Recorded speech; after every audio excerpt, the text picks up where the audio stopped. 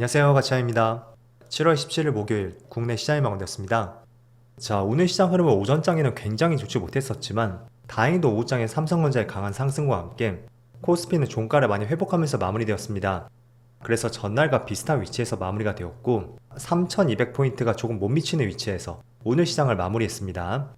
그리고 코스닥도 굉장히 비슷한 흐름이었고요. 하지만 0.7%의 빨간불이 들어오면서 일봉상의 814포인트, 최근 들어 가장 높은 위치에서 마무리되었습니다. 자, 그리고 시총 상위 종목들을 보면 일단 코스피 내에서는 하이닉스하고 네이버 이 두 개 종목이 눈에 띄는 파란불이 들어왔고요. 그 중에서도 반도체 관련주 있죠? 삼성전자하고 SK 하이닉스에 대해서 오늘만큼의 흐름은 굉장히 나뉘었습니다. 그 내용과 앞으로의 전망에 대해서는 조금 뒤에서 말씀드릴게요. 그리고 코스닥도 전반적으로 흐름 자체는 괜찮았고요. 다만 반도체 관련주, 리노공업의 하락이 조금은 돋보이는 것 같습니다. 그리고 코스피의 수급을 보면 오늘은 7거래일 만에 다시 한번 기관과 외국인의 양매수가 들어왔고, 그렇지만 규모 자체는 그렇게 많지 않았습니다. 또 반대로 코스닥은 양매도가 나왔고, 물론 이것도 규모 자체는 많지 않았습니다. 그리고 삼성전자, 오늘은 3일 연속으로 외국인의 많은 순매수가 들어왔고, 외국인은 5,200억, 그리고 기관은 1,200억의 많은 순매수가 들어왔습니다. 그래서 지난 7월 3일 있죠. 그때 이후로 양매수가 크게 들어왔고, 반대로 오늘 급락이 나왔던 SK하이닉스, 삼성전자의 외국인의 순매수 규모만큼 외국인의 5,600억의 많은 순매도가 나왔고요. 기관도 3,000억가량의 많은 순매도가 있었습니다. 그리고 네이버도 수급 자체는 좋지 않습니다. 오늘도 기관과 외국인의 양매도가 있었고요. 외국인은 거의 한 달 내내 순매도가 이어지고 있습니다. 그리고 3일 연속으로 빨간불이 들어오고 있는 하나에어로스페이스, 이쪽도 외국인의 3일 연속 순매수와 함께 오랜만에 기관의 강한 순매수도 이어졌습니다. 그래서 앞으로의 수급이 꾸준히 이어질 수 있는지 계속 한번 살펴보시면 좋을 것 같습니다. 그럼 이어서 주체별 매매 동향에 대해서 살펴보도록 하겠습니다.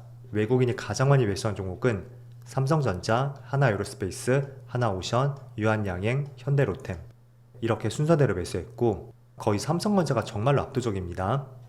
그리고 기관도 삼성전자, 하나에어로스페이스, 유한양행, 삼성중공업, 하나오션 이렇게 순서대로 매수했습니다. 이어서 해외 증시를 보겠습니다. 다행히도 어제는 생산자 물가지수가 긍정적으로 나왔기 때문에 미국 증시에 큰 변동은 없었습니다.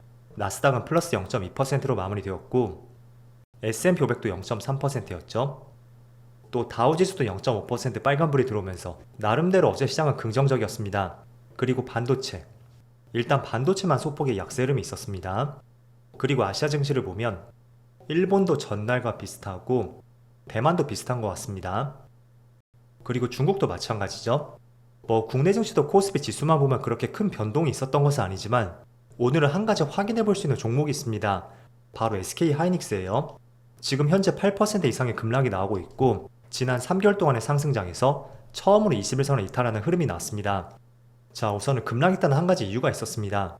바로 골드만삭스에서 SK 하이닉스의 중립 의견을 내세웠고, 그게 시장의 한 차례 투매를 자극했던 것 같습니다.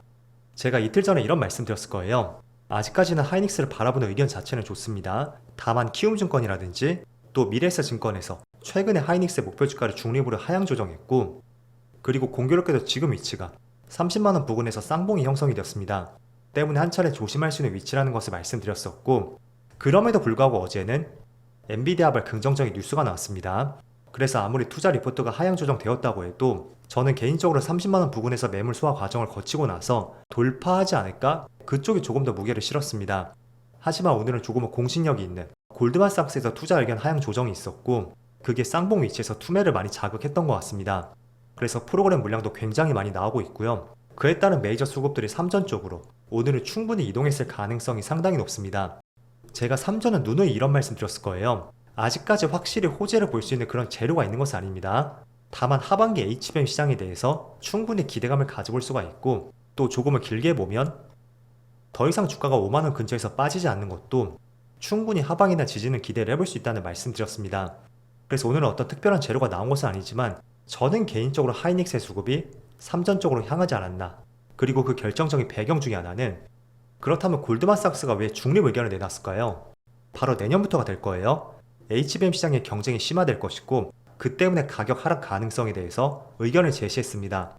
그럼 경쟁이 심화가 된다는 것은 지금 HBM 시장은 하이닉스가 많이 장악을 하고 있잖아요. 하지만 내년 시장이 되었을 때는 미국의 마이크론, 그리고 삼성까지 이런 기업들이 본격적으로 시장에 참여할 수가 있고, 그에 따른 하이닉스의 선점 효과가 조금은 떨어질 수도 있다는 이런 의견이 될 수 있다고 보고 있습니다. 그래서 이런 기사를 보면서 오히려 삼전 쪽에는 조금은 호재가 될 수가 있겠구나, 많은 참여자들이 그렇게 생각을 했다고 보시면 좋을 것 같습니다. 자, 그럼 하이닉스가 정말로 끝난 것일까요? 저는 거기에 대해서는 아니라고 생각이 됩니다. 일단은 한번 주도주로 형성이 되었다는 것은 그 종목의 주가는 쉽게 죽지 않는 성질을 갖고 있습니다. 아무리 내년 시장의 가격 경쟁이 심해질 거라고 해도 여전히 AI 시장에 대한 기대감을 우리가 가져볼 수가 있고, 그리고 엔비디아의 주가를 통해서 여전히 전방 산업에 대해서는 우리가 호전적으로 볼 수 있는 부분이 많단 말이에요.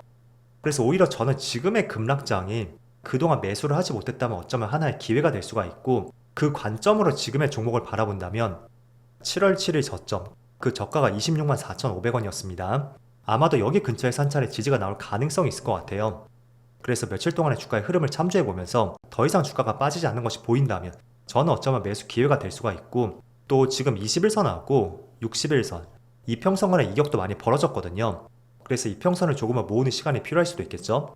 때문에 첫 번째로 직전 저점을 이탈하는지, 이탈하지 않고 버티는 흐름이 나온다면 저라면 조금은 긍정적인 관점으로 바라볼 것 같습니다. 그리고 두 번째로 62평선이 조금 올라와야 될 것 같아요. 그 이평선의 흐름을 통해서 주가의 변곡점이 만들어지는지, 그런 과정도 한번 지켜볼 것 같습니다. 그래서 일단은 흐름이 조금은 나뉘고 있는데, 일단은 삼성전자가 최근에 고점을 돌파했습니다. 그렇기 때문에 조금 길게 보면 지난번 작년 8월 당시였죠. 종합주가지수가 10% 가까이 급락이 나왔을 때 그 저점 부분이 강력한 저항이 될 것 같습니다. 그래서 공교롭게도 그 저점 부분이 7만원인데 여기죠.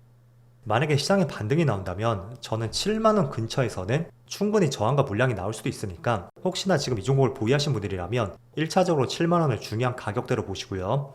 그리고 중요한 것은 직전 고점, 이 박스권이었죠. 저는 고무적인 것은 이 박스권을 돌파했다는 것이 삼전 쪽에 굉장히 호재로 볼 수 있는 재료인 것 같습니다. 어쨌든 악성 매물들을 다 소화하고 주가의 흐름을 돌렸다는 거죠. 그래서 아직까지는 7만원까지는 조금은 열려있는 것 같고요. 다만 트럼프의 관세 이슈, 아직까지는 반도체와 어떤 관세 협상이 되진 않았습니다. 이거는 품목별 관세로 분류가 되기 때문에 아마도 개별 관세가 적용이 될 거예요.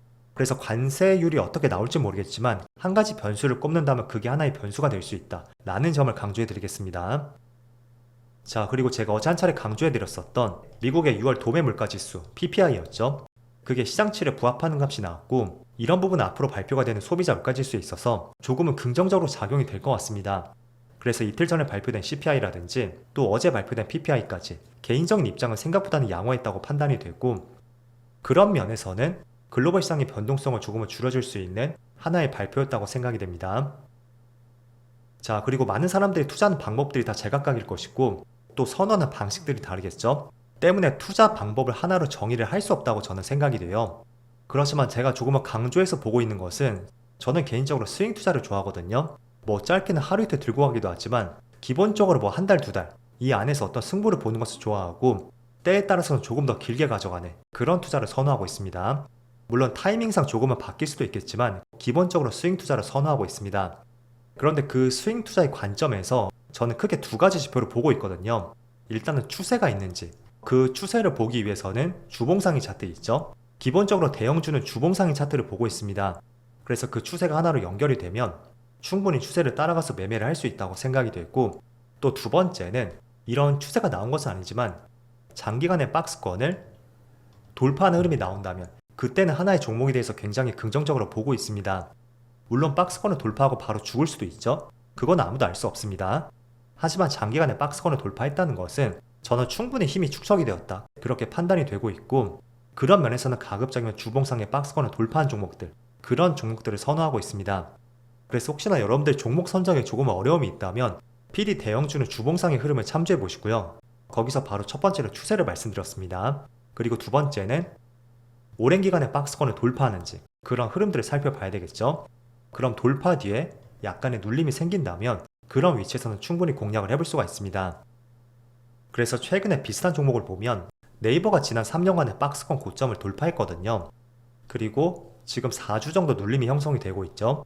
때문에 여러분들이 고점에서 매수한 것이 아니고 또 한 번에 매수한 것이 아니었다면 저는 충분히 건전한 조정이라고 생각이 되고, 여기서 외국인들의 매물 소화 과정을 거치고 나면 다시 한번 2차 상승을 기대해 볼 수 있는 충분한 그런 자리인 것 같습니다. 그래서 그동안 강한 상승이 나온 종목들이 있을 거 아니에요. 뭐 하나에어로스페이스라든지 또 두산에너빌리티, 그리고 하나오션, 삼성중공업, 이런 종목들이 과거의 시작점에서 어떻게 움직였었는지 차트를 과거로 돌려서 본다면 내가 어떤 방향성을 세우고 또 어떤 투자를 해야겠구나, 이런 기준과 판단이 조금은 세워질 수가 있습니다. 그래서 이런 부분을 조금은 참조해서 보시면 좋을 것 같습니다. 자, 오늘 시장은 전반적으로 반도체 관련주가 하나의 가장 큰 이슈가 되었던 것 같습니다. 내일은 어떤 흐름이 전개가 될지 모르겠지만 아무튼 항상 매수하기 전에 계획과 원칙들을 꼭 세우시고요. 항상 어떤 순간이 와도 그에 따른 대응을 꼭 실천해보자, 이런 말씀 드리겠습니다. 그럼 궂은 날씨에도 정말 고생 많으셨고요. 저는 내일 영상에서 다시 찾아뵙도록 하겠습니다. 모두 즐거운 저녁 되세요. 감사합니다.